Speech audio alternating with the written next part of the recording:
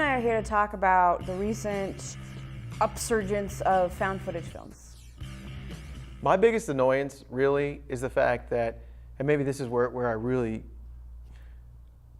found footage. They almost announce it right at the beginning, and it drives me nuts.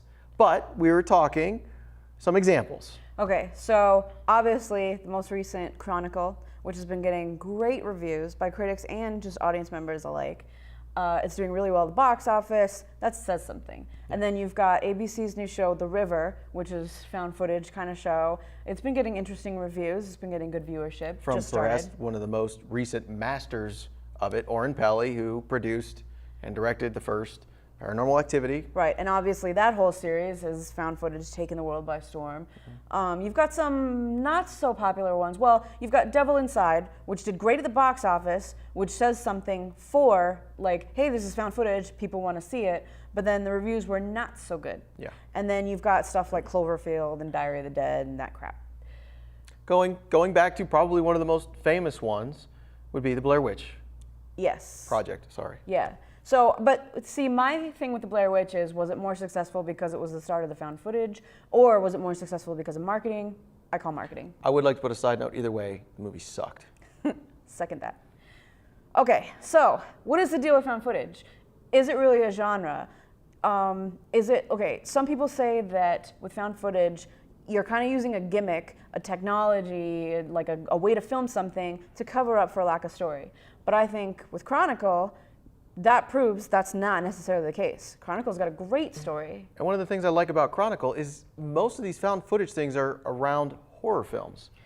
Obviously, Chronicle's not a horror film, so I like that they busted out of that mold and still used that medium. I really enjoyed that. Totally agree. We talked about this earlier. One of the things that drives me nuts is Cloverfield. It starts out cool of why you have this found footage first-person perspective.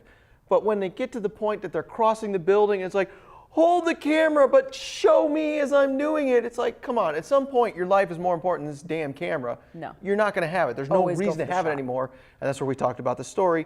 You lost us big time. But with these new projects, and I think The River, I watched the premiere, I think The River has a very interesting story. They're doing a good job of setting up how the found footage got to be found, or how it got to be filmed. You know, most of the time it's like Jim said, would you really have filmed that when that was happening, or would you have been running for your life? So in The River, you have people there's a reason that they caught certain things on camera that makes sense. It's not a stretch. And the story behind it is good so far. And as long as things like that and Chronicle are taking the genre a step forward and really making it a genre and including a story, it's not just a gimmick, I think it's going to be a good thing. I think it could be, as long as we have other options. And that, going back to Oren Peli, which I'm not really a big fan, but he has had tremendous success. So you have to at least admire him. Insidious. Insidious, exactly. Is a great very example. cheap movie, which is what most found footages go for, and it was very successful, and it was a great story. Exactly. So I think with any genre, as long as you have a good story, it's a good genre piece. You know, it's a good film, just period. So that's our thoughts. We really want to know what you think about found footage. Let us know.